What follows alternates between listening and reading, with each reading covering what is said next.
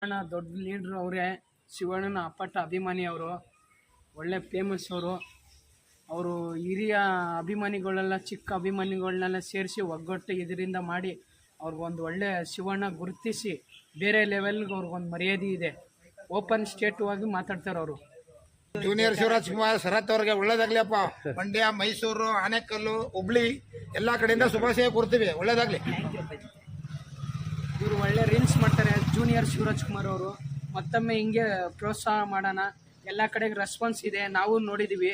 ಅವರು ಬೆಳೆಸ್ತೀವಿ ಅಂತ. ಜೈ ಹಿಂದ್, ಜೈ ಕರ್ನಾಟಕ.